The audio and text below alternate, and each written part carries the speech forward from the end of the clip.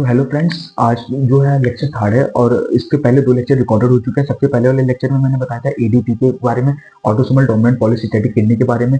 आज second lecture है। Second lecture में मैंने बताया था किडनी स्टोन के बारे में, और आज इस थर्ड लेक्चर में मैं बताऊंगा आपको नेफ्रोटिक सिंड्रोम के बारे में। मेनली नेफ्रोटिक सिंड्रोम क्या होता है? देखो, nephrotic syndrome is something that is can be explained as the loss of protein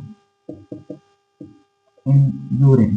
ठीक है, यूरिन में प्रोटीन का लॉस होना, condition is also known as proteinuria. ठीक है, प्रोटोयूरिया। इसमें अपीयरेंस कैसा मिलता है? फोमी यूरिन का अपीयरेंस मिलता है, फोमी यूरिन। ठीक है, पेशेंट हमारे पास आता है, वो कहता है कि सर जब मैं यूरिन पास आउट करता हूँ तो वो बहुत फोमिंग होता है। तो हमें थोड़ा क्लिनिकली थोड़ा हमें सोचना पड़ेगा कि कहीं पेशेंट को नेफ्रोटिक सिंड्रोम तो नहीं है। हम उसके लिए टेस्ट के लिए फर्दर रिकमेंडेड करेंगे। ठीक है, नॉर्मल जो प्रोटीन होता है हमारे यूरिन में वो होता है less than 30 milligram per day. ठीक है, नॉर्मली जो प्रोटीन का जो लॉस होता है हमारी यूरिन में वो होता है 30 mg पर डे के हिसाब से लॉस होता है। और normally serum albumin that is a protein, वो हमारे बॉडी में नॉर्मली प्रोटीन कितना बनता है, सीरम एल्बुमिन कितना बनता है? तो नॉर्मली जो सीरम एल्बुमिन बनता है वो 2.5 से 3.5 ग्राम पर डेसीलीटर के हिसाब से बनता है डेली के हिसाब से। और नॉर्मली यूरिन में कितना लॉस होता है? Less than 30 milligram. बन कितना रहा है? 2.5 से 3.5 ग्राम। लॉस कितना हो रहा है? 30 मिलीग्राम, लेस देन 30 मिलीग्राम। ठीक है, अब ये बताओ सीरम एल्बुमिन का क्या काम होता है? कुछ पता है सीरम एल्बुमिन के बारे में? थोड़ा सा दिमाग लगाओ, थोड़ा सा दिमाग लगाओ। सीरम एल्बुमिन हम इसको प्रोटीन को हम सीरम एल्बुमिन भी कह रहे हैं। तो सीरम एल्बुमिन क्या करता है? तो सीरम एल्बुमिन जो होता है वो होल्डिंग कैपेसिटी रखता है मेरे भाई, holding capacity. It is a holding capacity to hold the water. It has a holding capacity to hold water in a cell. ठीक है, तो सीरम एल्बुमिन क्या करता है? होल्डिंग कैपेसिटी उसके पास होती है। सीरम एल्बुमिन के पास एक होल्डिंग कैपेसिटी होती है, जिसकी होल्डिंग कैपेसिटी की वजह से वो क्या करता है? वाटर को होल्ड कर सकता है वो सेल में। अब थोड़ा सा दिमाग लगाइए, नेफ्रोटिक सिंड्रोम में क्या हो रहा था? प्रोटीन का लॉस हो रहा था यूरिन में। प्रोटीन इन द हम क्या कह रहे हैं? सीरम एल्बुमिन कह रहे हैं। प्रोटीन सीरम एल्बुमिन दोनों सेम ही है। अब जब हमारे बॉडी से सीरम एल्बुमिन निकल रहा है, तो क्या वो घंटा होल्डिंग कैपेसिटी कर पाएगा? नहीं कर पाएगा। सिंपल सा फंडा है, होल्डिंग कैपेसिटी नहीं कर पाएगा। वाटर हमारे बॉडी में क्या होगा? लॉस होगा। ठीक है, सेल वाटर छोड़ना शुरू कर देंगे। ये जो सेल है, ये यहाँ से पानी जो होता है, ये पानी है। ठीक है, तो ये पानी निकालना शुरू कर देंगे। अब हमारा बॉडी है, फॉर एग्जाम्पल ये बॉडी है हमारा। अब इसमें क्या होगा कि पानी एक्यूमुलेट होना शुरू हो जाएगा। जब पानी एक्यूमुलेट होगा तो उस कंडीशन को क्या कहते हैं हम? एडिमा। सिंपल सा फंडा है, एडिमा होगा। ठीक है, नॉर्मल सबसे कॉमन है, एडिमा होगा। फिर उसके बाद क्या होगा? थोड़ा सा हम और ऊपर उठते हैं तो एम्फाइमा होगा। एम्फाइमा क्या होता है कि कंडीशन होता है जिसमें फ्लूइड का अकुमुलेशन होता है हमारे लंग्स में। तो एम्फाइमा भी होगा और एडिमा होगा। ये दो चीजें मोस्ट कॉमन जो होता है वो एडिमा होता है, मोस्ट कॉमन एडिमा होता है। ठीक है, ये होता है। फिर उसके बाद हम कुछ टेस्ट के बारे में जानते हैं कि हम इसके लिए टेस्ट कौन सा करते हैं। नेफ्रोटिक सिंड्रोम है तो एक टेस्ट जो होता है वो मोस्ट सबसे कॉमन टेस्ट है।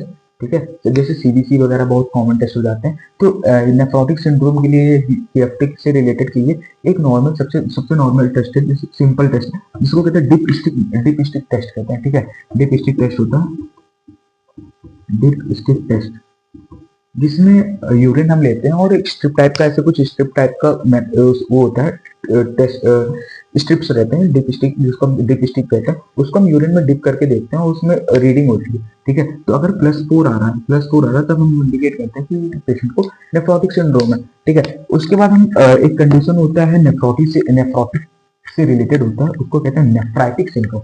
नेफ्राइटिक का मतलब क्या होगा? नेफ्राइटिक, आईटी से रिप्रेजेंट आ रहा है। आइटिस का मतलब क्या होता है? इन्फ्लेमेशन।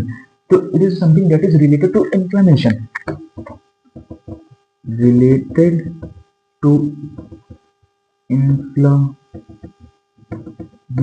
ठीक है, ये हो गया। अब हमें ये पता होना चाहिए कि भाई नेफ्रोटिक सिंड्रोम जो है वो कौन से किडनी के पार्ट का डिसऑर्डर होता है। ठीक है भाई, जैसे मैंने कह दिया कि तुम्हें जो है मायोकार्डियम एमआई है। अब एमआई है, अब एमआई हमें पता होना चाहिए ना कि मायोकार्डियम लेयर का डिसऑर्डर है, सिंपल सा फंडा है। नेफ्रोटिक सिंड्रोम किसका डिसऑर्डर है बताओ, पता है? थोड़ा सा दिमाग लगाओ, थोड़ा सा दिमाग लगाओ, सोचो सोचो सोचो। नेफ्रोटिक सिंड्रोम जो है वो किडनी के बेसमेंट मेम्ब्रेन का डिसऑर्डर होता है। It is a disorder of it is a it is a disorder of basement membrane of kidney। ठीक है, तो ये बेसमेंट मेम्ब्रेन ऑफ किडनी का डिसऑर्डर होता है नेफ्रोटिक सिंड्रोम। इसमें जो हमें क्लिनिकल फीचर्स मिलते हैं वो होता है मैसिव प्रोटोयूरिया, मैसिव प्रोटोयूरिया। ठीक है, मैसिव प्रोटोयूरिया।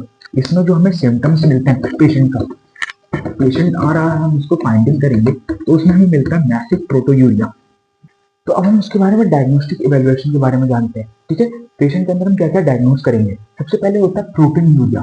प्रोटीन यूरिया नॉर्मली जो हमारे बॉडी में जो प्रोटीन बनता है वो 2 से 2.5 से 3.5 के बीच में बनता है, लेकिन नेफ्रोटिक सिंड्रोम वाले पेशेंट के अंदर जो यूरिन जब वो पास आउट करता है तो उसके अंदर जो लॉस होता है प्रोटीन का वो होता है मोर देन 3.5 ग्राम पर डे। ठीक है, तो पेशेंट के अंदर में क्या मिल सकता है, प्रोटीन का लॉस मिल सकता है।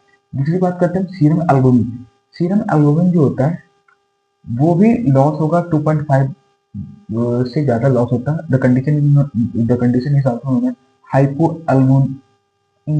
ठीक है, हाइपोएल्बुमिनिया, हाइपोएल्बुमिनिया। ठीक है, हाइपोएल्बुमिनिया। फिर उसके बाद हमें क्या मिलता है, एडिमा का एडिमा होता है।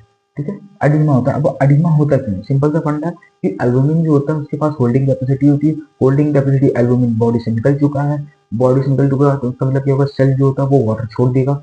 है ना, सेल है, सेल से पानी निकल चुका है, सेल से पानी निकलेगा तो हमारे बॉडी में फैलेगा, हमारी बॉडी में फैलेगा तो क्या होगा, एडिमा होगा। सिंपल सा फंडा है। एम्फाइमा क्यों होता है, क्योंकि लंग्स में भी, लंग्स के बाद सेल है, सेल के बाद वाटर है, वाटर छोड़ेगा तो एम्फाइमा हो जाएगा। ठीक है, बायलेटरल हाइड्रोथोरैक्स, इसमें बायलेटरल हाइड्रोथोरैक्स भी होता है। एसाइटिस क्यों होता है, सिंपल से फंडा है। एसाइटिस इसलिए होता है क्योंकि एल्बुमिन का जो लेवल होता है वो डिक्रीज हो जाता है बॉडी में, इस वजह से एसाइटिस होता है। और वेट गेन क्यों होता है, क्योंकि एडिमा का फॉर्मेशन होता है, इसलिए वेट गेन मिलता है हमें। सिंपल सा फंडा, डायग्नोस्टिक वैल्यूएशन। इस बाकी इसके जो टेस्ट होते हैं वो होता है डिपिस्टिक प्रोटीन टेस्ट होता है, जिसमें +4 का रीडिंग आता है, तब उनको फर्दर हम रिकमेंड करते हैं कि नेफ्रोटिक सिंड्रोम है। ठीक है, आगे अब फिर हम आगे बात करते हैं इसके नेफ्राइटिक सिंड्रोम के बारे में। क्या होता है नेफ्राइटिक सिंड्रोम, ओके।